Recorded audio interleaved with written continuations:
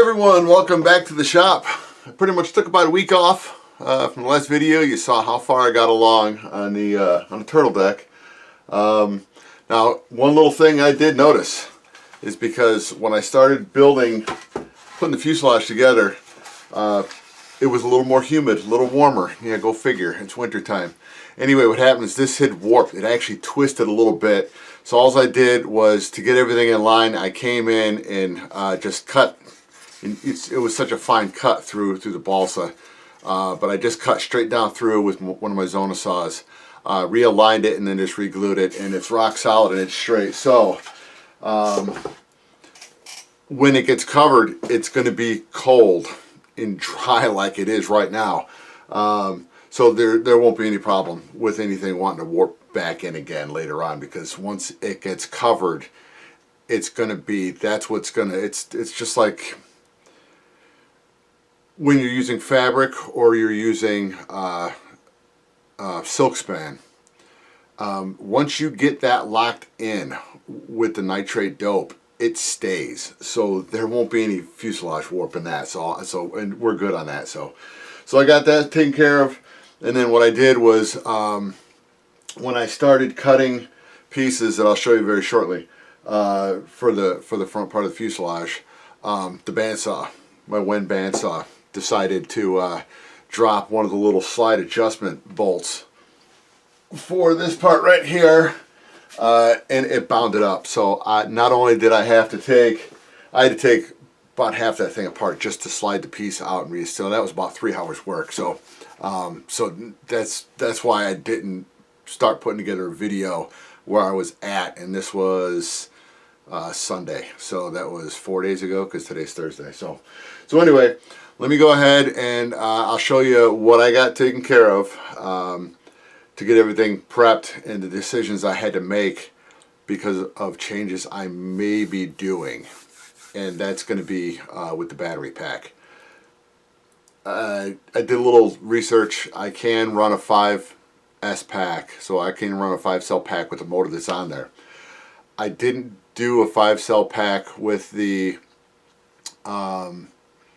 de Havilland, my Tiger Moth, that runs the same motor. I ran a 4-cell pack because I was very limited on space. It's that top cover on the fuselage. When you slide it in, that holds that battery down. So I couldn't go any higher or any lower. I mean, I can go lower, a thinner battery, but I couldn't go any higher.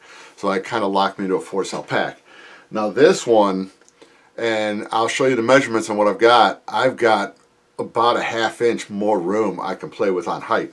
So it's just going to be a balance of weight. So I came down, I took the measurements off the 4-cell pack I've got now. It's a 3700. If I need to keep the same weight, I'm going to have to step down to a 2700 milliamp pack versus a 37. I don't know what kind of flight time it'd be. You know, the higher the voltage, the less amperage. So it's very possible I can get more flight in ratio to a 3700, if you want to think of it that way.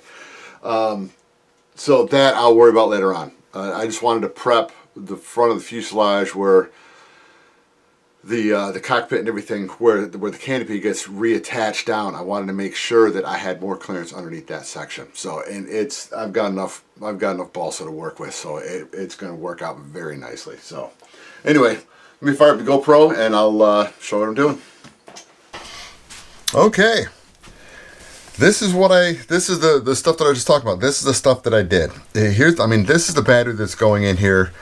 This is the 4-cell pack and the height. Now I've already got pretty much about a ½ inch more standoff here from the top of this down to the battery. What I did was to give myself a little more room. This first piece that goes down on the top, I took out this section of it, which is not needed. So that does offer me more height for the battery pack. So that just makes sure that everything will be locked in. I will not have to worry about that at all. Alright, so this is the piece that's going to be the bottom part of the cockpit. And I have not cut this to size yet. That's something I got to do next. This I will put, sorry about that, brain fart. I'll be putting masking tape down here in a couple dots, and this will be masking tape here and here, and then I'll just go ahead and I'll just super glue this down so it's stuck to the masking tape, not to the rest of the airplane. So so that's what I'll do on this one. And then this will be glued on the top, so I'll probably do it prior. And then I've got to put a 45-degree angle on this back piece across here. So I will get this all glued together. I will get the bandsaw set up, and then I'll reset the camera up, probably the Canon. I'll reset the camera up just so you can see how I've got everything properly set up to slide this through to get a nice 90-degree cut at 45-degree angle. So let me get everything rolling and I'll bring you right back. All right, I've got this top piece, the 1/4 inch, glued to the 1/2 inch piece of balsa. Now, it does have a little bit of an arc on the top. I'm going to leave this side up just because this is getting all rounded anyway, so I really don't have to worry anything about it. So that's the way this is set up. Now, what I did was on the bandsaw, I came on in with one of my little squares and tilted this at 45, came in, lined everything up, and it measured up 45 degrees to the blade. And then here's one of my little guys. So that will keep this at 90 degrees. Now, because this part up here has to be cut off at this angle forward, I've got to have this upside down.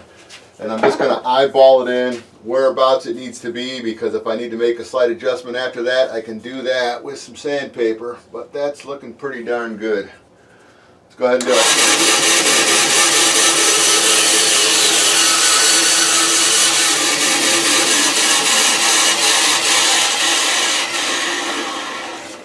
And there we go. We got our 45-degree cut, and that cut straight across. And if you want to look at the scrap piece, this is the lower piece of 1/4. There, we'll get it. And as you can see, that came straight across. It didn't deviate at all. Alright, it's all glued on. The only thing I'm going to have to work on, because I thought about this for several minutes while I was getting this glued up, how I'm going to have an anchor point up at the nose. Because as you can see, almost all this wood up on the top. This is coming down where it's flush around the outside of this ring, all the way around the outside edge here. That's all going to be rounded. So it's going to be, I don't want to have a remote slide. I've had to do them before. I don't want to do that. So I'm just going to have to try to figure out how I want to set something up where it's still going to be able to slide in and then drop down here in the back.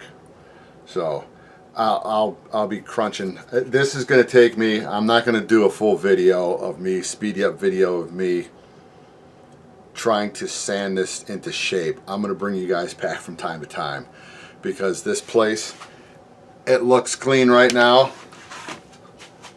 That floor will not look like that when I am done. There's going to be dust everywhere. So I'm going to start working on this, and then hopefully, you know, maybe once every 10-15 minutes, depending on how much I can get done. I mean, most of the stuff I'll be removing, sorry about that. Let me get, this is why I sit in a chair on a stool, because of that light. It's about 2 or 3 inches above the top of my head. So anyway, what I'm going to start off with is I'll start off with the black plane, and then we'll go to probably 40 grit sandpaper, just to remove as much material as possible. This, I would like to think it's going to take me maybe a half hour, 45 minutes to sand it, but as you saw, there's a lot of stuff that's got to be removed. Even part of the, let me get it set up right, even part of the plywood on the side of it's got to be removed.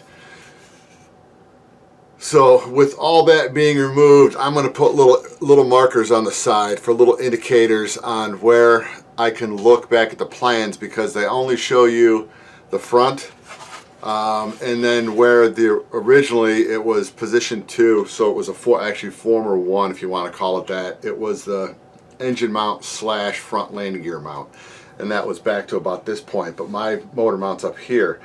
So it tells me that the roundness that needs to be, so I can use that as a reference. I can use the front as a reference, and back here where it was former number 3, I can use that as a reference.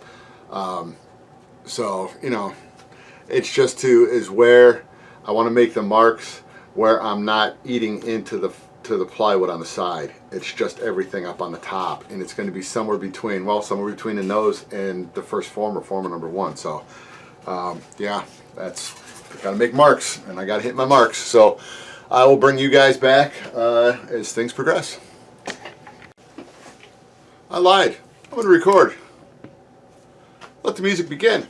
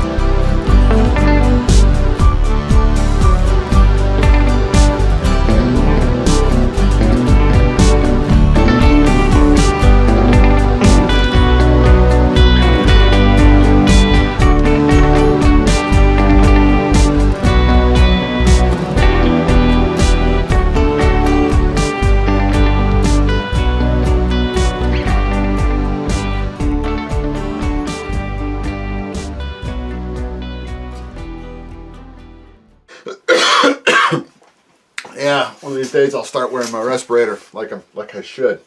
All right, that took about 45 minutes, so I'm getting better. Thought it was going to take a lot longer than that. All right, here is the basic shape on the top to the sides, and you can see where I've got to put some balsa in for some filler up in the front there, and there's a couple little spots I can either throw in a piece of balsa on the bottom or just a little bit of filler. That I'll probably just use some filler in instead. but this will need some balsa. So I wanted to find out before I started throwing more wood up in the front around the motor. I wanted to find out what I was going to need, but that came out pretty darn good. And once I put the old spinner up on the nose, let's see if we can get it. Oh, good. It matches pretty darn good. It's you know, it's a little bit wider than I'd like, but I can add filler to it, and it's got to do not with what I did to the model, but the model itself. This is because this is metric. It's not a 2 1/4 inch. It's whatever size that was, 50 something millimeter. So anyway, but there it is. So we've got the cone. We've got it on there. It fits pretty good and it lines up all right.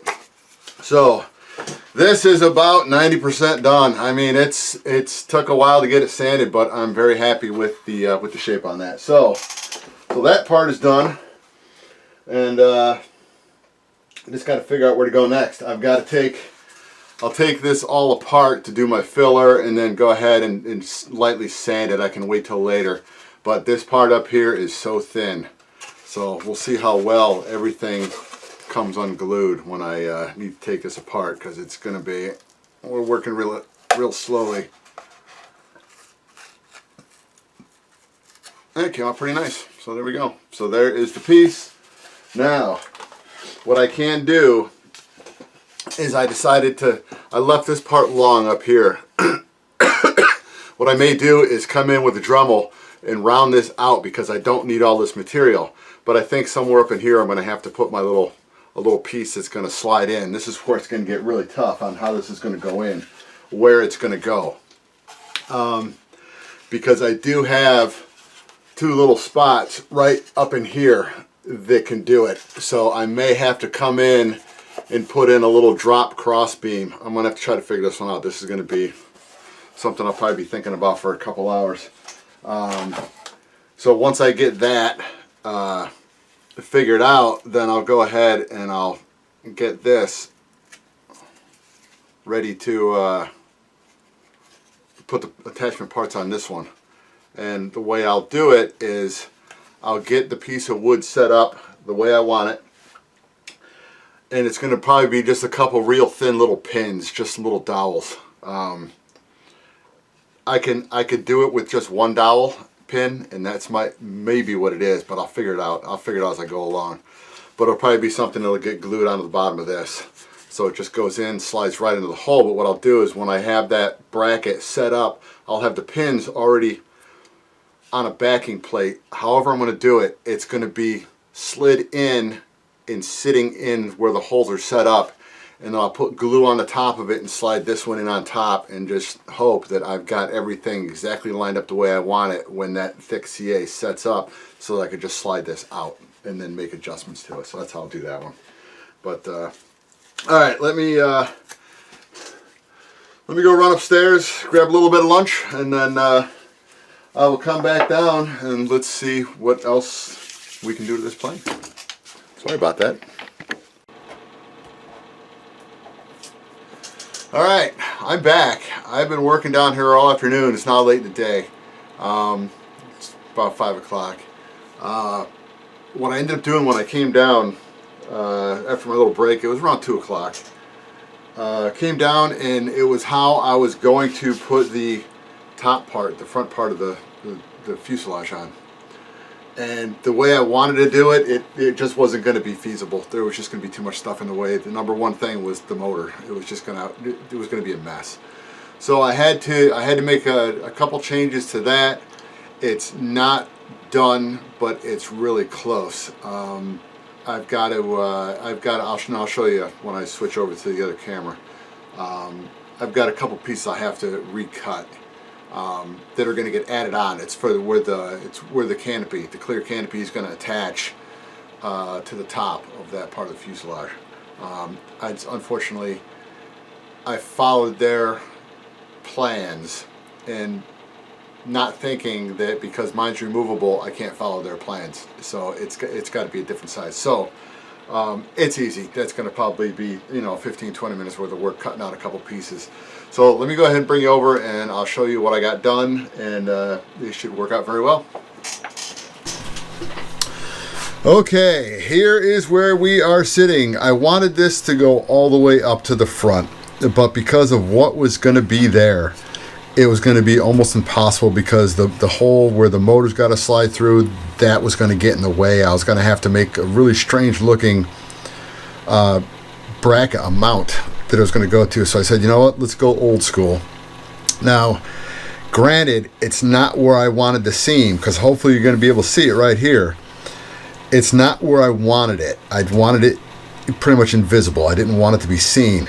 So what I will do is I'll incorporate this into the stripe that's going to go around the front. I'll have the stripe come in, and this will be the edge of the stripe, so it's going to be red in the middle, a blue stripe on the outside on both sides of that, and then this is where the white's going to start. So this is going to be the edge of the paint, so that will be fine. So then it's kind of bury this little hatch. So what I ended up doing was, once this all got put together, it slides out. So there's my two little pins, and these two little pins slide up inside the holes that were drilled in. So everything was matched up and straight. So that came out very nicely. Now what I ended up doing, because they wanted this balsa put in, I backed it up with some 64 ply just to make it a little stronger, because this is going to be removable. Theirs was not, mine will be. So I left this little piece proud. I left it standoff, and that's where this is going to attach to the bottom of it. So this is going to be the angled piece. So this will slide in, and this piece will be eventually glued in place right here. It's just too narrow, so I got to make this bigger. So this is fine the way this is sitting right now. This piece here, I've got to cut a new one of these too. This is a doubler that's going to come in, and this is what the clear cowling is going to screw into. There'll probably be, 1, 2, 3, and then down here at the bottom where it comes across, I'm going to have another little standoff that's going to come up. It'll be the same thickness, but it'll sit in something like this, and that's going to be my screw attachment. So it could be like 1, 2, 3, 4, 5, 6, 7, and then a couple around the front, and it should be done. But no, this came out very well. I'm really happy with the way it came out, and hopefully all will continue to progress along. It's slow, but it's getting done. So let's call this week's video. I do have tomorrow off, and I've got a lot of my floating holiday coming up that I've got to eat up before the end of the year. So there's 8 more days guaranteed down here in the shop working on it, plus the weekends. And I'm actually getting shipped off to another store for about a week and a half, because it's a brand new store opening up, and so I'm going to go out there and help them put all the displays together. And if you got experience doing it, that's what they're looking for. So it'll be a matter of going there, getting everything set up, and then we'll load the store, and then boom, I'll be right back to my job as a product specialist. So anyway, yeah, so this is good enough for today. I'll run upstairs, take a couple 2-3 hours and slap together tomorrow's video for you, and then I'll be back down here tomorrow morning to see if we can get this little piece all finished up, ready for the cowling to mount on it. And then I'll start working on finishing up the turtle deck with the sheeting that goes around up here and the sheeting in the back, and then sand it down. And it's another step closer to covering it. So alright, so anyway, I will see you guys tomorrow morning when I am back down here in the shop. Later.